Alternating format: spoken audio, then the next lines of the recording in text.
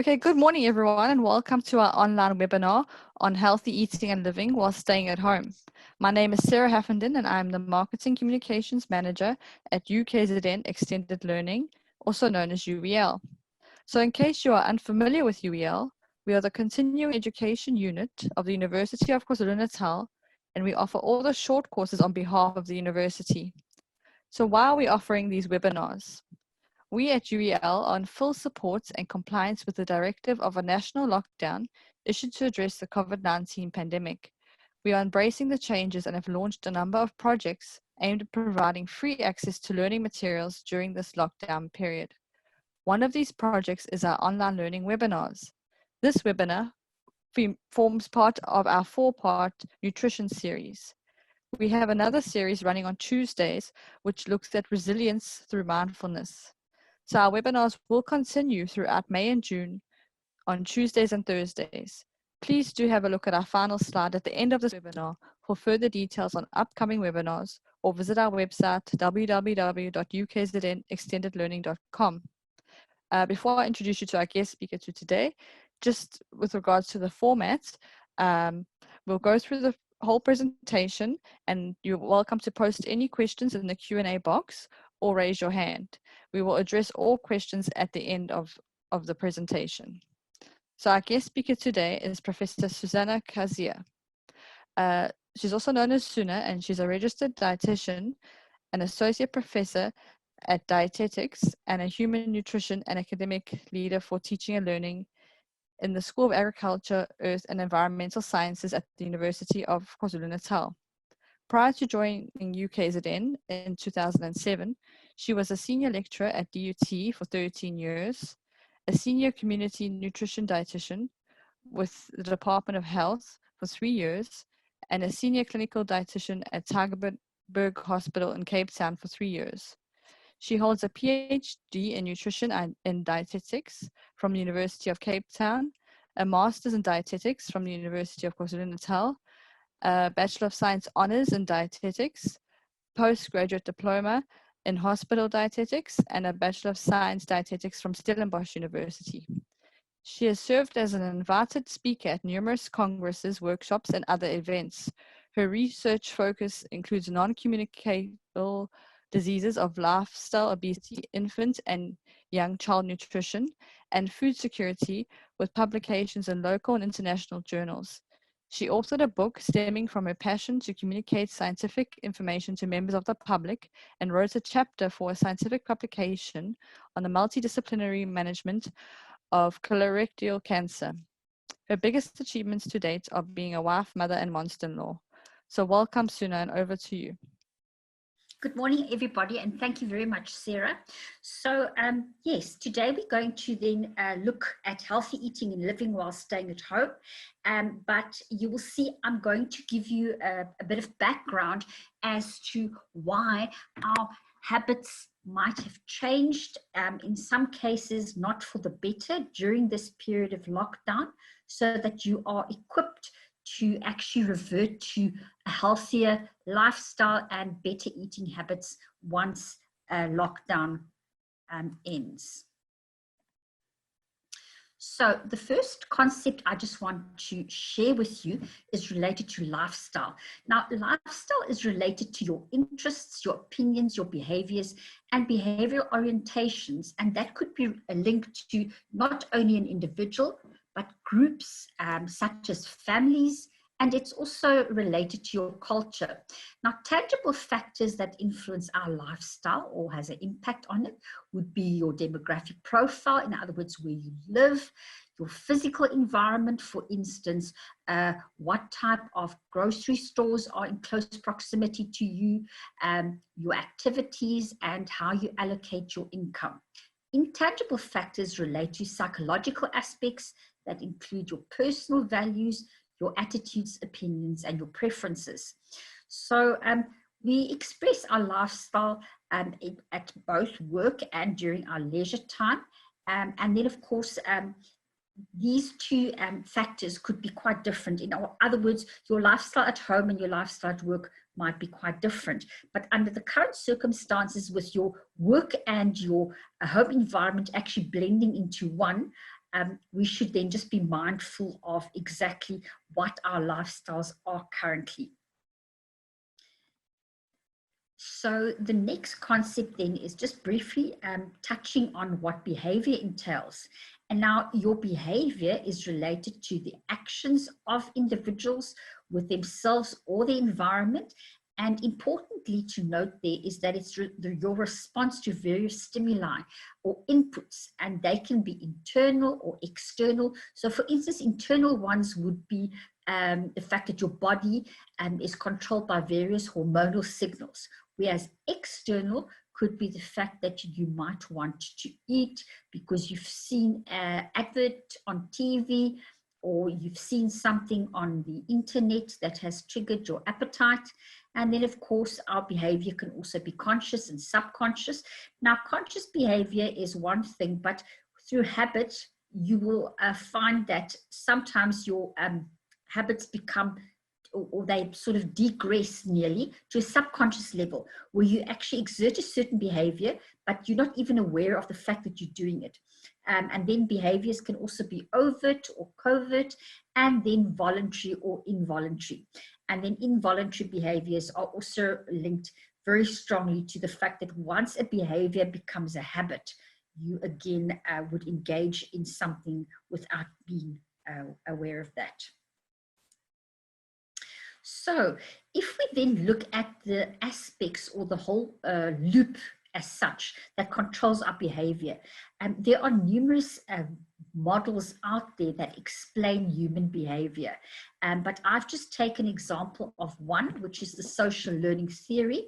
And it relates to the fact that you could be observing a particular behavior and its consequences.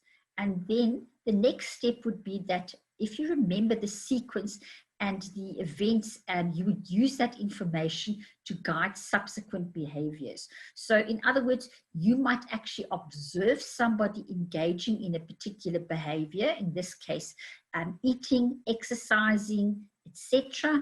And then you can actually fall back on what you've observed. And then if you observe a particular behavior, it can also prompt you to engage in that particular behavior. And this is called modeling. In other words, you would sometimes engage in a particular behavior because you noticed somebody else doing it, and then you actually feel that that behavior is suitable, and therefore you model your own behavior on that particular individual's behavior. So people don't learn new behaviors just by trying them and then either succeeding or failing. It also depends on whether individuals are rewarded or punished for the behavior and the outcome of the behavior. So based on that, an observer or an individual may choose to replicate this particular behavior. So an example here would be the fact that you, for instance, have decided that now is the time to, for instance, do more sit-ups. And then you could actually see that your waistline is becoming more toned. And then somebody else in your home environment might find that they also wanted to start doing sit-ups because they've noticed a positive change in your physique. Now, just to give you an outline of what I would like to share with you today, I'm going to just cover a few concepts with you, and I refer to that as the ABC of concepts. We're going to touch on snacking, overeating, and undereating, weight management, and then just a few tips on shopping and eating in general. So if we look at the ABC of concepts, I've listed them in alphabetical order. So we're going to look at appetite, blue light. This particular light doesn't refer to the flashing lights of a traffic officer when they pull you over if you've been speeding. Then there's a concept called circadian rhythms. Endorphins is a substance released by your body. We're going to look at habit, hunger, melatonin, which is also a hormone released by your body, and then physical activity, and then lastly, serotonin. So if we look at what appetite entails, it is your desire to eat because of external cues and not necessarily due to a psychological or, for that matter, a physiological need to eat. So the desire to eat is created by the environment. So you might be observing somebody else eating. You might have a grocery cupboard stacked with treats, etc. You might go shopping and you might see certain foods or certain items being advertised, and that might result in you actually developing an appetite for that particular product. So it's also then related to expecting food at certain times of your day that might be out of routine. And because we have a very blended environment with working and living at home at this stage, you might have actually resorted to eating foods at certain times of the day which did not form part of your habits prior to lockdown being implemented.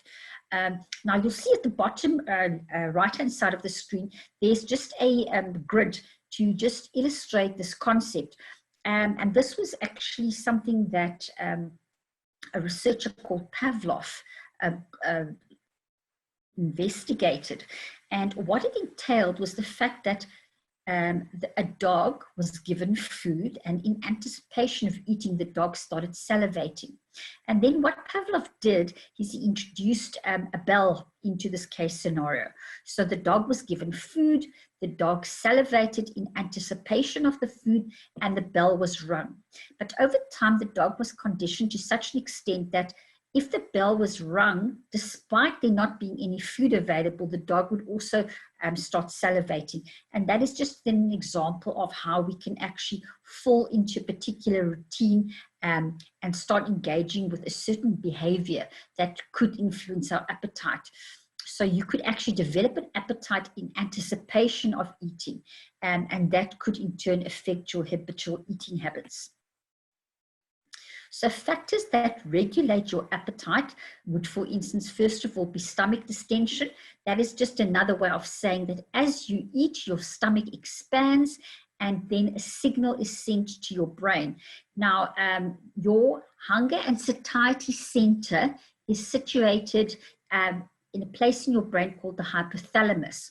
And if you look at the bottom right-hand side of your screen, you will see that there is a tiny yellow area highlighted in the brain. And that is exactly this hunger center in your brain. So the next aspect that also controls appetite would be linked to blood glucose. And you might get hungry because your blood glucose decreases. So it's your body's way of telling you that you need to eat, because if your blood glucose levels are too low, you could end up, for instance, feeling dizzy, etc. Then another hormone released by the body that also affects the hunger center is called leptin. And leptin is released by your fat cells. And in theory, the more fat you have in your fat cells, in other words, the larger they are, the more leptin is produced, and that in turn should curb your appetite. But due to the fact that we are exposed to so many external cues that influence our appetite, sometimes your body actually overrides these chemical signals that your body sends. So with appetite, then other aspects that influence it are social factors, and that relates to how accessible food is to you, the amount of food that's available or that is served to you. You could also be influenced by eating things due to social pressure, or being encouraged to eat more because of social pressure. And then, of course, the very powerful impact of commercial advertising. So what should we then do to make sure that our appetite does not get the better of us? Importantly is to eat only when you are actually physically hungry, and only eat until you are comfortably satisfied. In other words, it's not a sin to leave a little bit of food on your plate if you feel that you are now satisfied. So stop eating when you get that signal. And then also train yourself to purchase, prepare, and serve smaller portions so that you don't fall into the trap of having plate cleaning syndrome, whereby you actually feel that you need to finish everything on your plate. And something that has shown a lot of possibilities is where people battle to control their appetite. You can resort to serving your food on a smaller plate. So even if your plate is then full, you are actually eating less than what you would have under other circumstances. So appetite is also influenced by your level of activity. And some people might say, I don't actually bother to exercise because exercise makes me so ravenous that I, in any case, eat more. And therefore, the energy that I burned due to exercise, I'm actually now putting right back into my body. But yes, activity does influence appetite. But what has been shown is that for some time after you have stopped exercising, it actually decreases your appetite. And that is because activity draws on your blood glucose levels, and not only the blood glucose in your bloodstream, but for instance, your glucose or blood sugar pantry, and that is your liver. And then, of course, your body fat stores. And that is why it is good to exercise, because it doesn't actually trigger hunger. In fact, it curbs it, or it inhibits it after exercise. And then, of course, activity also slows down your stomach emptying, which means that if you have food in your stomach and you exercise, that food will remain in your stomach for a bit longer than normal. And that, for instance, is why it's not a good idea to exercise on a full stomach, because you feel very, very uncomfortable, in the sense that the activity that you engage in will actually make that food exit your stomach more slowly. And then, of course, something that might be very topical for many South Africans is that during this period we might have been eating because we're bored, you're lonely, your daily routine has been disrupted, you might feel a bit depressed. And of course, that is a very important trigger for appetite that we should be mindful of, because it can lead to a lot of unnecessary overeating. And then, of course, there's mindless eating. We might have now the ability to watch more television, etc., watch a YouTube video. And if you are doing something else while eating, it becomes mindless eating. So, for instance, if you eat while you're on the telephone or watching TV, you might have sometimes caught yourself eating a whole packet of crisps or chips. And before you know it, it's finished. But because you were actually engaging with your favorite TV show or some kind of game on your phone or an app, you actually weren't aware of the fact that you ate just so much. And that's something that is very, very important to be aware of. Next slide, please. Now, blue light. Now, just to give you an idea, the sun's rays contains a variety of colors, as I'm sure you are aware, and that includes blue light rays. And these various rays that sunlight consists of, by the way, sunlight is referred to as white light. These individual color rays that the sunlight is made up of, they differ in terms of their energy levels and their wavelengths. So if you look at the picture on the bottom, at the bottom of the screen on the right-hand side, you'll see that the rays on the red end of the visible light spectrum, they are the ones that have longer wavelengths and contain less energy, whereas those on the blue end of the spectrum have a shorter wavelength and are higher in energy. Next slide, please. Now, you might say, now, why do we care? The reason why we should be caring is when it comes to your weight and your appetite, it could be influenced by your exposure to blue light. And for those of you that are not familiar with the concept of blue light, and I think the cue right at the bottom of the slide will give you an idea. We are exposed to a lot of blue light, for instance, due to computer activities, watching maybe a YouTube clip on your telephone or your cell, watching television, etc.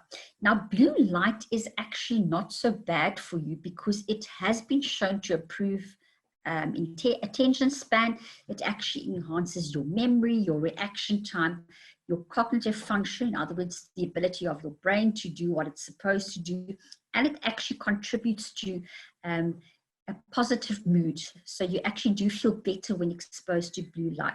But then blue light also regulates your circadian rhythm. Now, your circadian rhythm is something I'll very briefly touch on later, but just to give you an idea, your circadian rhythm is your internal biological clock, and that actually regulates whether you are going to sleep or whether you are going awake. And that, of course, is something that might have been disrupted during this period of lockdown, is that you might find your sleep-wake cycle, as they call it, might be different to what it was pre-lockdown. So now if you have too much blue light late at night, like you're texting, you're watching TV, or you're working on your computer, this actually disrupts your biological clock.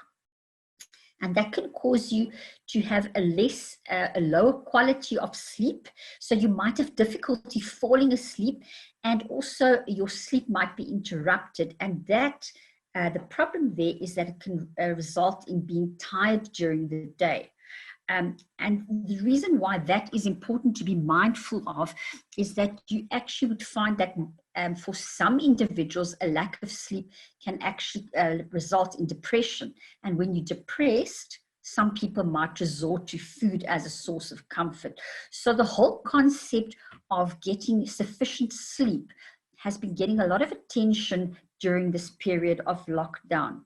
Next slide, please. So when it comes to blue light, what are you supposed to do while you are at home?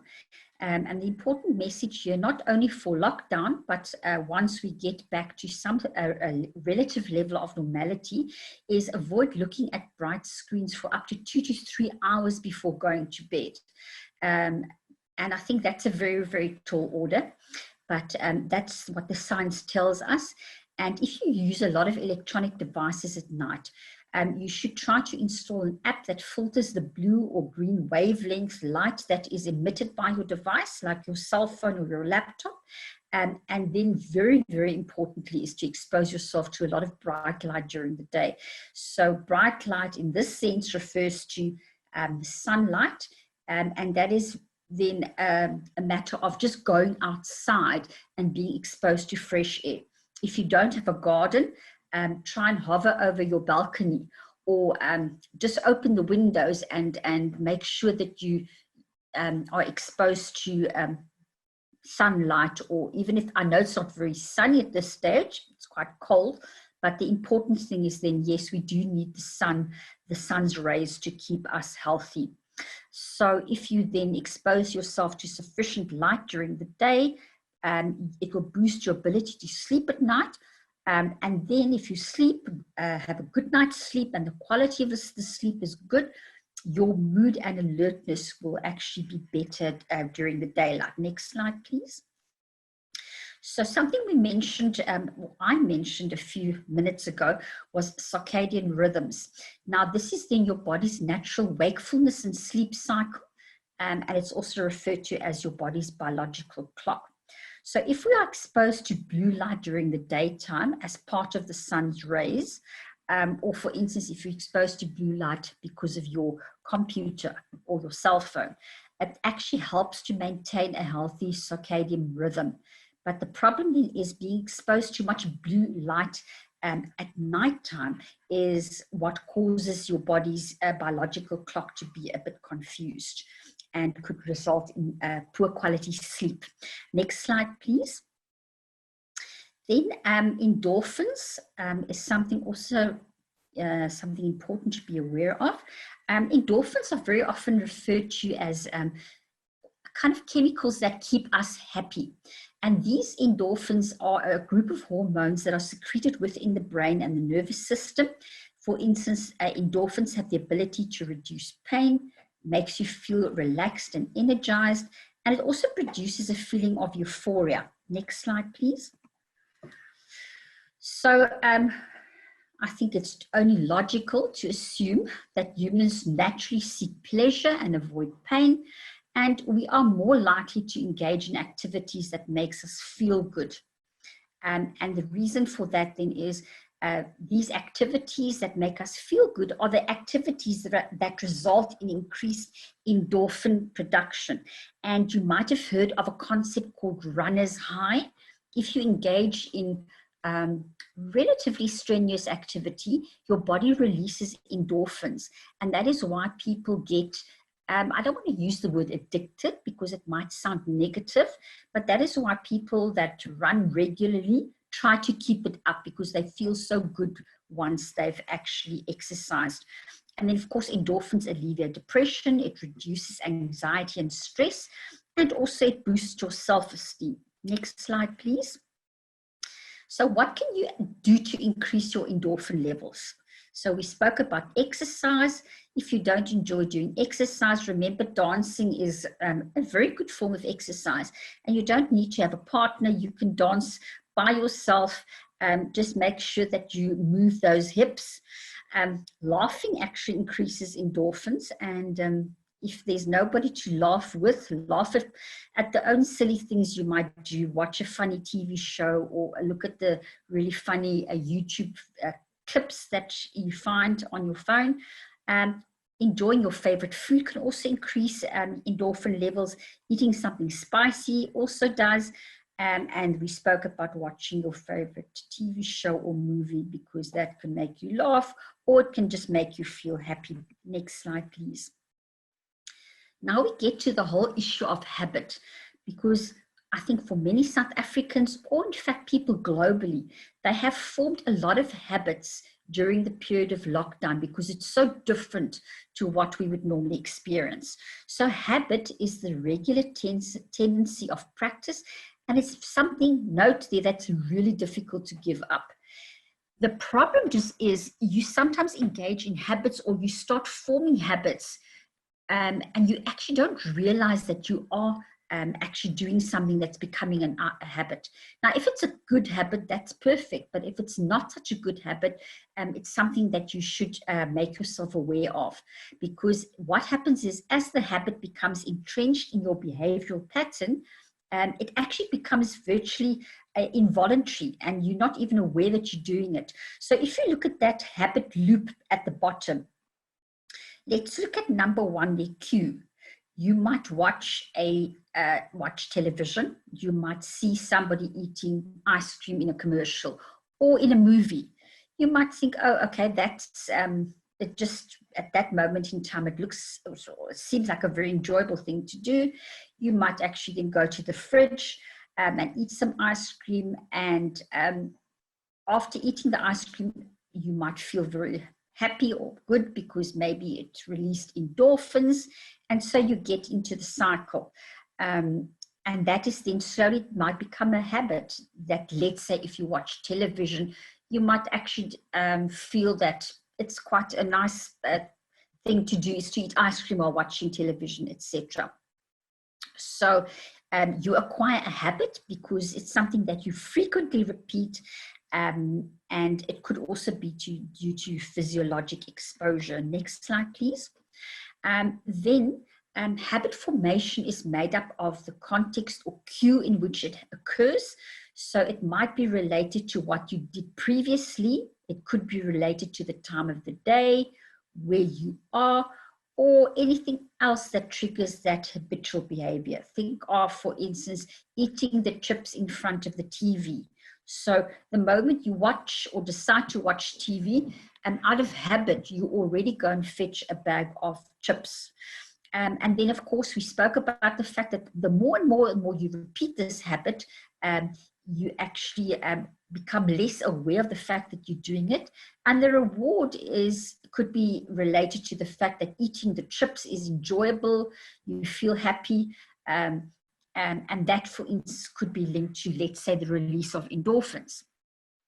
So now new behaviors can become automatic through habit formation. In other words, you've been doing a new behavior and you've repeated it over time, and then it becomes a habit. But old habits are generally hard to break, and new habits are very hard to form. And the important fact there is then to try and take stock as such, even if you need to make a list for yourself, is to look at what are the habits that you've acquired during lockdown. What new habits have you acquired? And are these habits positive or negative from a health perspective? So it's all a matter of the repetition that becomes imprinted in your behavioral pattern. But of course, then you can form positive new habits through repetition as well.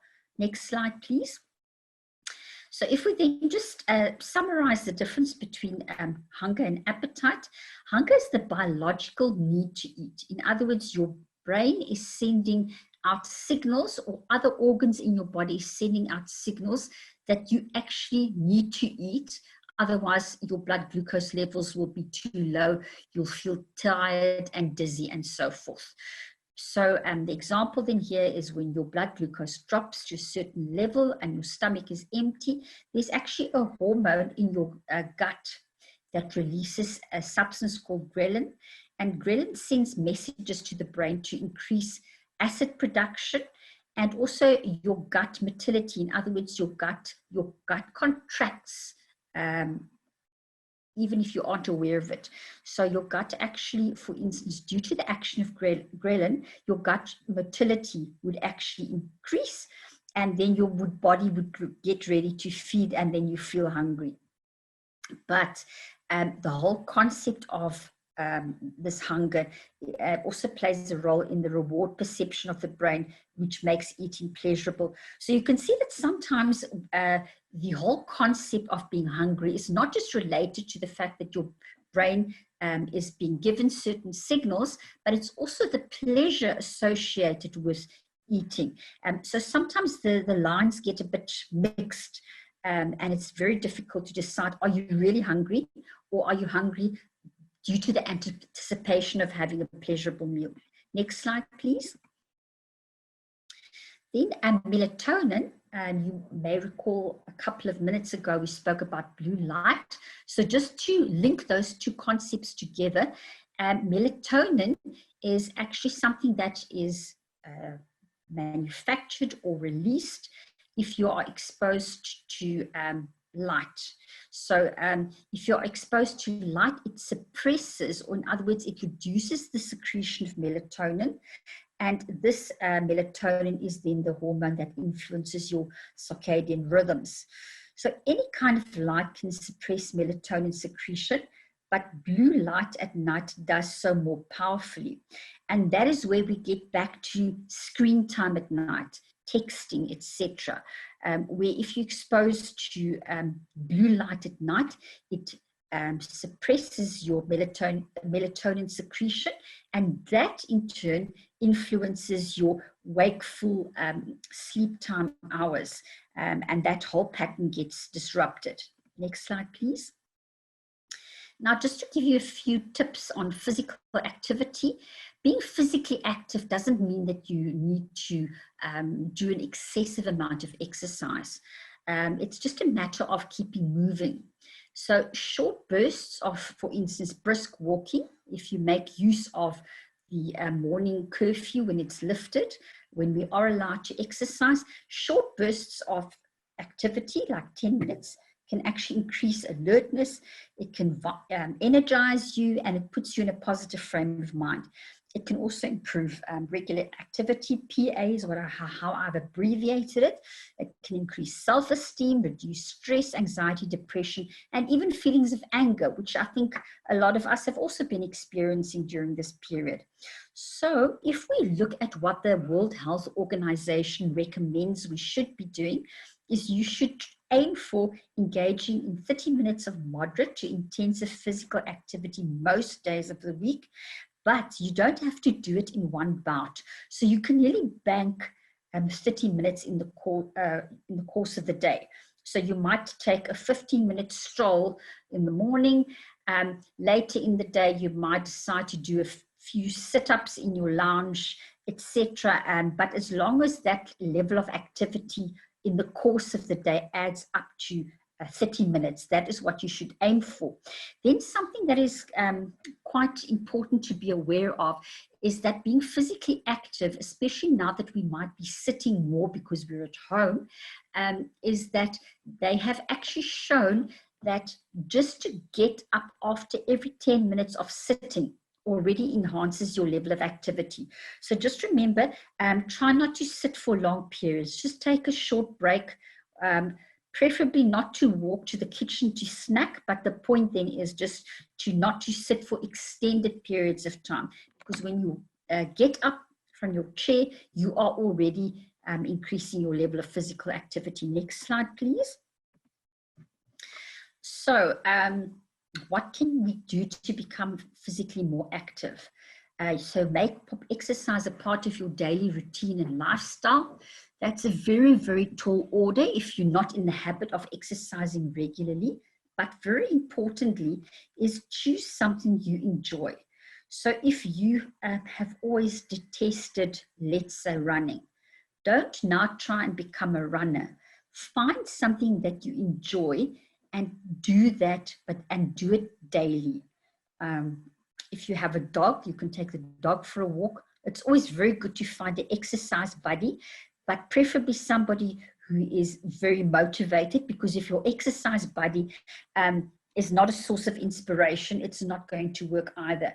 Now, I say this with tongue in cheek, but you can even bench press your kids.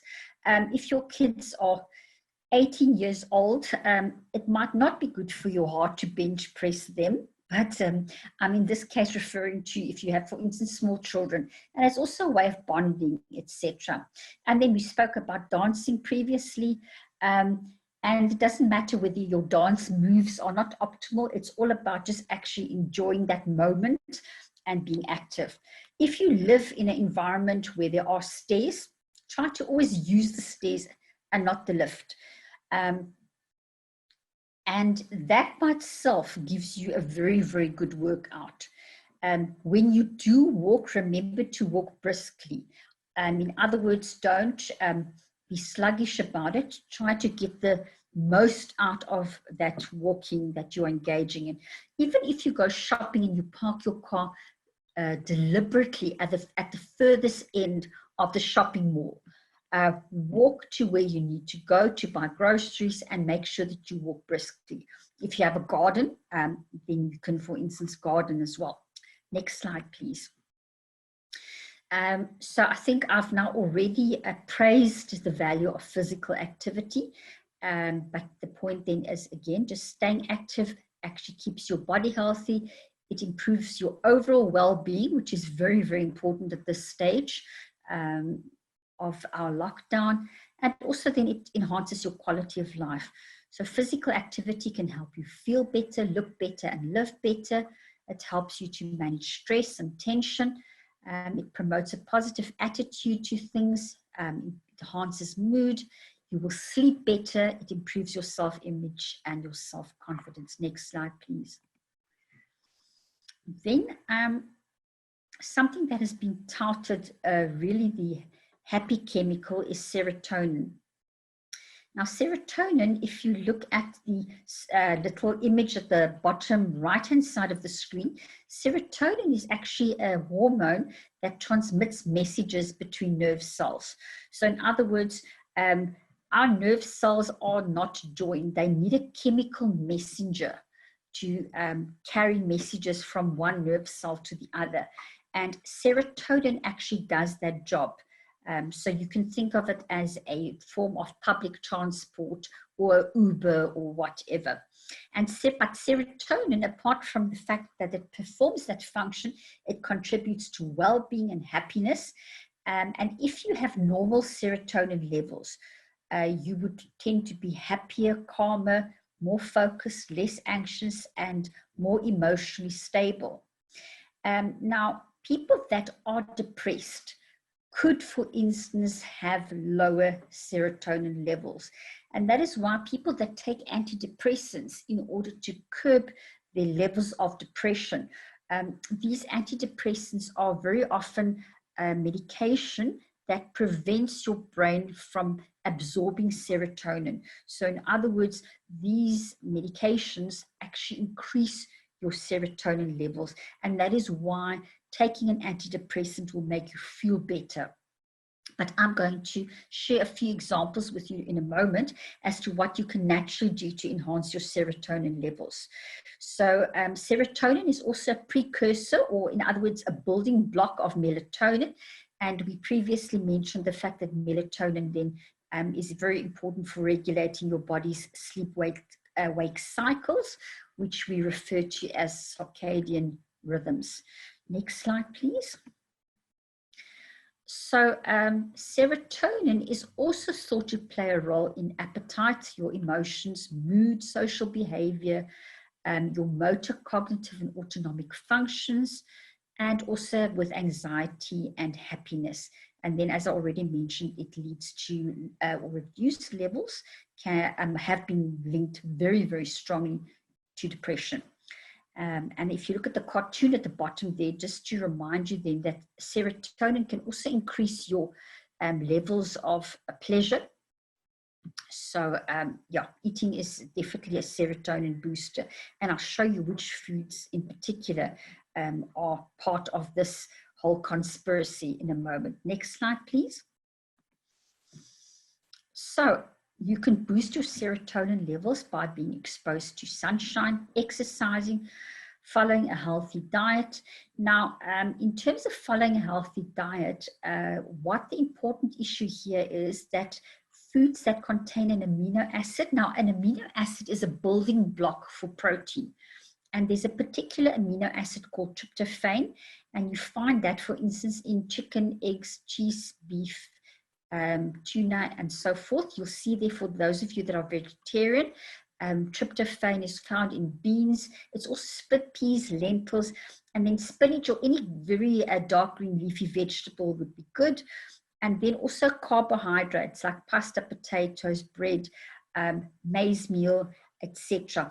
That increases your insulin levels, allowing more tryptophan to enter the brain, and then your brain would convert the tryptophan into serotonin, which makes you feel happy and positive. Now, that is a possible reason then why simple carbohydrates are so addictive. And if you look at the top right-hand slide there, you will then see that chocolate for some people is a very, very good friend during these times. Yeah, unfortunately, there is the expression that one chocolate a day keeps the bad mood away. But so just watch how much chocolate you do eat, because it's very high in fat, sugar, and then, of course, energy. Next slide, please. So now we're moving on just to a few practical tips to round things off. So I'm going to just chat to you about snacking, overeating, and undereating. And as I'm sure you are aware, if you eat too much in addition to being inactive, or you do less physical activity, there is going to be more of you to love with each passing day of lockdown. And then, of course, overeating can make you feel uncomfortable. And when you gain unwanted weight and you notice that a particular pair of pants or your jeans or a dress doesn't fit as well as it used to, it could leave you feeling very sluggish and depressed. And then, I don't know if you've ever figured this out, but stress spelled backwards is actually desserts. So don't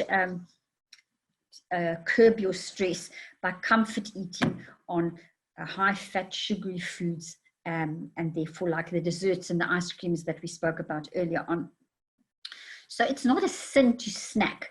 It's just a matter of making sure that you don't overdo it in the snacking department. So you can ration yourself. Let's think of the fact that you might be eating chips when watching television.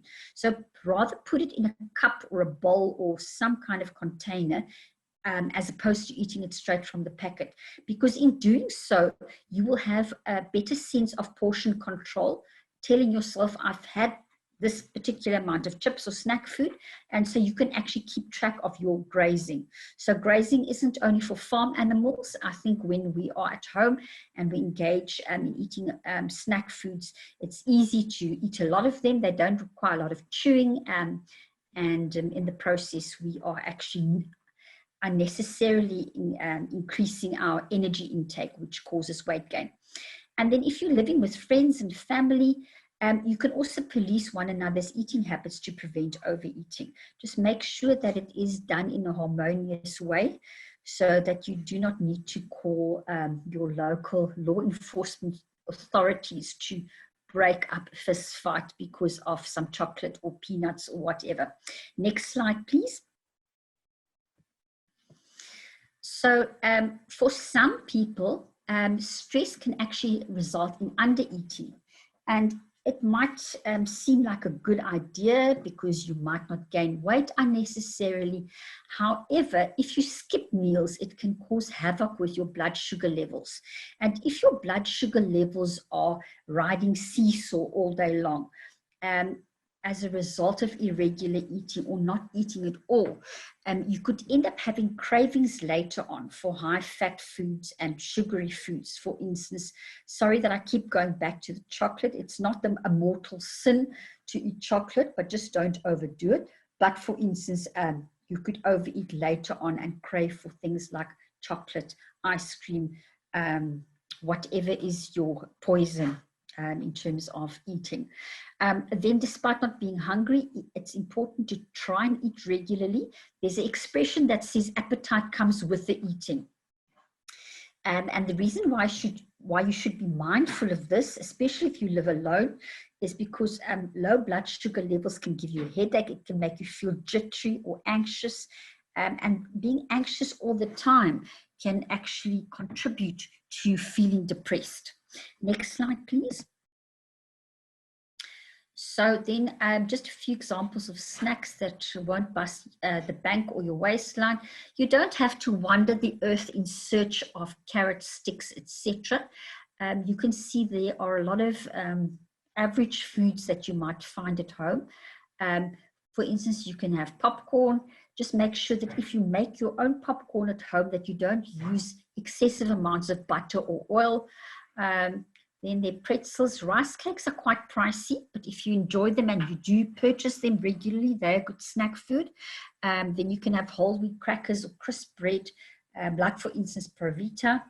And then of course you can have various vegetable options, but to make it more enjoyable to eat, you can actually use a low-fat yogurt or a low-fat salad dressing to dip them in. Fruit is always a good option.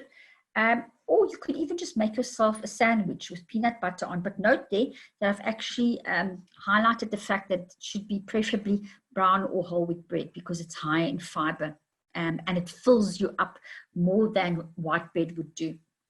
And then you can also opt for low-fat, unflavored yogurt or mass. Now, the reason why it's unflavored yogurt is if you look at what it takes to manufacture fruit yogurt, there are a lot of things added. So flavored yogurt actually is very, very high in energy, even if it says low fat on the packaging material. Next slide, please. Then shopping. It's better in terms of the transmission of COVID to minimize your trips to the supermarket. But when you go shopping, plan ahead and think about what you're going to serve for breakfast, lunch, and supper, how you will serve it, what you would require. So I've just given you a few examples there of things you could consider and try out new food preparation methods. There are a lot of things that or ideas that you can get from going onto the internet. Yes, of course, you can try out a more high-level skill for food preparation that you haven't tried out before if you have more time on your hands now. So if you actually plan ahead for shopping, it will save you energy and cooking at home wouldn't become a chore that you look up to as something that it's like a big dark cloud hanging over your head. Next slide, please. Then if you have children at home, it's a very good time to engage them in your cooking. And you can even use that to give your children, let's say, maths, reading, any science kind of activity related to what you're preparing when you measure off certain ingredients, etc. And then, of course, you can very much so engage your children not only with the preparation, but the cleaning up part. And then, of course, make a shopping list and stick to it because that will prevent you from doing impulse buying. And as you know, when we wait at the cashier, when we purchase things, that's where we have the condolas that are loaded with chocolates and all sorts of things that entice you and that you might not necessarily need. And then go easy on frozen food dinners. In other words, that's if you're buying frozen lasagna, etc. Because most of these frozen dinners are high in salt, fat, and kilojoules. So it's always best to make things at home, because at least then you know what went into that dish. Next slide, please. So we spoke about the tempting purchases, and of course, we all want to keep costs down during these uncertain times. So you can opt for meatless meals, like for instance, a chili dish with beans instead of beef. And if you find that fresh produce is too costly, canned and frozen fruits and vegetables are just as healthy as fresh, because they are harvested at the time when they are at their optimal level of ripeness. So just be mindful of that. If you cannot find fruit that's canned just in its own juice, and it's a very syrupy liquid, then just please make sure that you drain off that liquid, because the syrupy liquid that some foods are canned in is very, very high in energy. Next slide, please. So then eating, make eating a positive at-home experience, and keep your stress levels down by making mealtime fun. Get your family involved. Try out some new recipes. We spoke about that. Next slide, please. And of course, eating is a very good time to reconnect with your family. From surveys that I've seen, a lot of people have mentioned that they found lockdown to actually be a positive experience, because they enjoy the family time that we now get to spend. And then to break the monotony, have a picnic in your lounge, put a blanket on the carpet or on the floor and have a picnic, even if it's indoors. And then, of course, we spoke about the whole concept of mindless eating and watching television. So just make sure that you don't overindulge while watching television. And it's always ideal not to eat while watching TV, because that's when we tend to overeat, because we're not aware of just how much we're eating. Next slide, please. And that leaves us to, or gets us to, the end of this presentation. If you then would like to contact Extended Learning, you'll see that there are some contact details on your screen. And then the last slide is just to give you an overview of the upcoming webinars that are still in store for the remainder of this month, as well as June and July. Thank you so much. Thank you, Suna. Thank you for your presentation today. If anyone does have any questions, you can post them now in the Q&A box, or you can raise your hand and you can ask your question live. Just before we do that, I just want to launch our poll where you can rate the webinar today. So it's just the five options there, so you can do that in your time. But Suna, I do have one question that has come through from Josie Ann. Diabetics are always advised not to eat carbohydrates such as pasta and potatoes. What else can they eat as alternatives to those carbohydrates in order to increase serotonin? Josie, and just to remind you, that's unfortunately a bit of a myth, to be quite honest with you. So diabetics can eat starchy foods. Yeah, I'm sorry that you've been misinformed, but diabetics, for instance, can have fruit, vegetables. When you have starchy foods, concentrate, for instance, if you have potatoes, have the potatoes with the skin on. Pasta is fine as long as the pasta isn't drowning in a sauce full of cream, etc. And if you go for cereals, go for whole wheat options, like for instance whole wheat bread, whole wheat breakfast cereals, etc. So you are most welcome to contact me if you would like more advice. But yes, it's unfortunately a bit of a myth that diabetics must just go very slow on the carbohydrates. Okay, thanks, Suna, and thank you for participating in the poll. Yeah, there's one more question that's come through from Gavin. How can you manage your lifestyle if you can't sleep early due to sport on TV? I don't know if that's... Gavin, that's, I think, where you need to find yourself a policing buddy. So, yes, I think it's just a matter of practicing self-control, because the point is, once we are out of lockdown or we're able to return to work, you might have withdrawal symptoms due to a lack of watching late night sport. So, yeah, hope that answers your question. Yeah, thanks, Suna. That's about it for now. If anyone else has any further questions, you're welcome to type it in when we send out the mailer this evening with the video. Yeah, but thank you, Suna, for sharing with us today, and we do look forward to your upcoming webinars. So the video and the slides will be available on the UL website, and we'll be sending out this directly to everyone once it is ready. Thank you so much for joining us and making this webinar a success. Do take note of the upcoming webinars and please RSVP to secure your place. So next week on the 26th of May, we have Resilience Through Mindfulness, and this is part 2 on stress. And then next week, Thursday, the 28th of May, Suna will be talking to us on a very interesting topic, obesity and food insecurity, complexities beyond an overactive fork and an underactive foot. So that sounds like a good one. Yeah, we also have a few online courses that we're offering for free during the lockdown period. So we're sharing some of our own courses as well as partnering with other organizations in order to provide free access. Please do take a look at our website, www.ukznextendedlearning.com, to see what we have on offer. Otherwise, we hope that you enjoyed this session. Stay safe, and we'll see you next time.